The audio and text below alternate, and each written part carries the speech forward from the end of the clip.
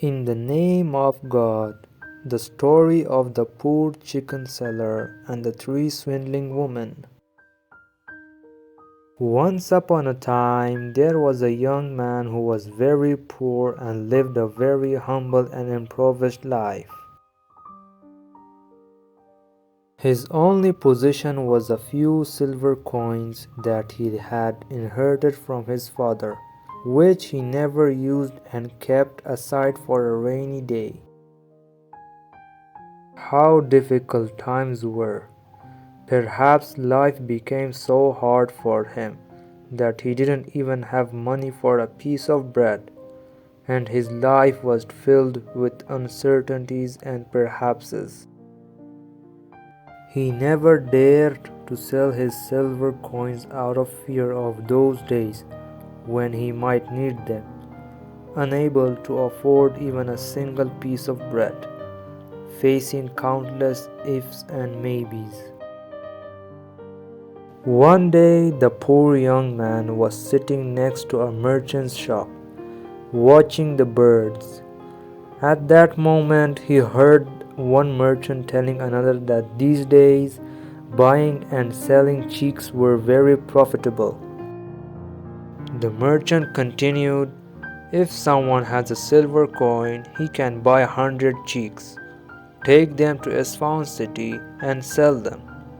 Chicks are highly valued in Isfahan." When the poor young man heard this, a light lit up in his heart, and he thought to himself, "I've been living in misery for years. What's wrong with doing business for myself with one of those silver coins?"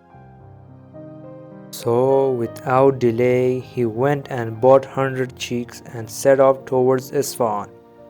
When he arrived in Isfahan, he stood in a corner near a house, and the people around him asked, "How much do you sell each chick?" They said they heard Isfahan buys chicks at a good price, but not at this rate. The price of each chick is 50 coins. The poor man didn't sell them for 2 days. After 2 days, a very wise woman came and asked, "How much do you sell chicks for?" He said, "Each chick for 3 coins." The woman didn't intend to pay but said, "Get up, take all your chicks to our house, and I will pay for it." The poor young man was happy, thinking everything was fine now. They both went to the woman's house. When they arrived in front of a mosque with 2 doors, the woman took the chicks and told the man to sit there while she brought the money. She went inside the mosque and came out from the other door, heading towards her house. At home, she had 2 daughters to whom she narrated the story of the chick seller. The older daughter asked, "Where is the chick seller?" Her mother answered, "He's behind the mosque with 2 doors, waiting for me to pay him." The daughter asked, "Can I get the clothes from him?" Her mother said, "Yes, go ahead, you will be back before me." The daughter went behind the door of the mosque and saw the man sitting there, overwhelmed with grief. She asked, "Brother, why are you so sad?" The poor man told her his story. The girl said, "Brother, surely you don't have any money for expenses." He said, "No." She said, "I have a child who threw my silver jar into the well. Come, get it out for me and you can keep the reward." The poor man fell for it again, went with her and reached the well she pointed out. He took off his clothes and went into the well. The daughter also took off the man's clothes and went home to her mother, saying, "You see, I went, took off his clothes and left." The younger daughter, to not lag behind in front of her mother and sisters, said, "Mother, if you allow me, I will go and find one coin from his naked body." Her mother said, "No, my dear, if you do such a thing, you will be even more of a trickster than me." The girl moved forward, went to the well, and saw a stranger sitting naked on the top of it. She asked, "Brother, why are you naked?" The poor man told her his story. The girl said, "If you make a deal with me that wherever I take you and whatever I ask you, you will say yes, I will go and get you a high quality suit of clothes." The man agreed, and the girl brought a high quality suit of clothes and gave it to him. The cheek seller put on the clothes, and they went together to the jewelry shop. The girl said to the cheek seller, "Everything I ask from you, say yes." And the man gave her the okay. The girl said to the goldsmith, "Sir, we need some necessary gold items." The goldsmith glanced at the man and his luxurious clothes and thought to himself that he must be a young merchant. So he told the woman, "Our shop belongs to you. Whatever you want, it's yours." The girl took an expensive ring and said to the man, "Shall we take this ring?"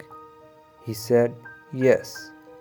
In this way, the girl took as much gold as she could. The girl showed it to the poor man and asked, "Does it look great?" The man replied, "Yes." Then she pretended that her money was left at home.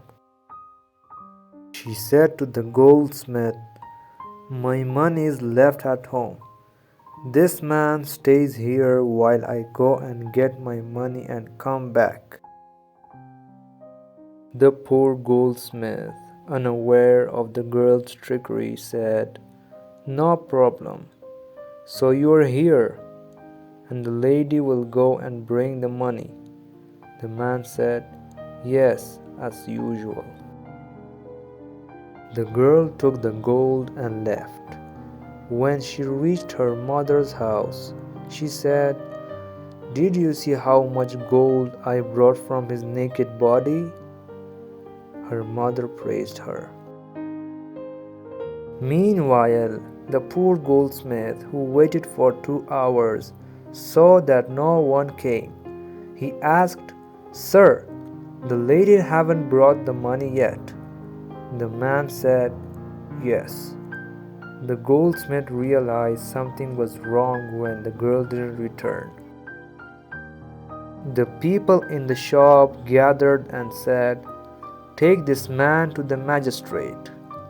The goldsmith took the cheek seller to the magistrate.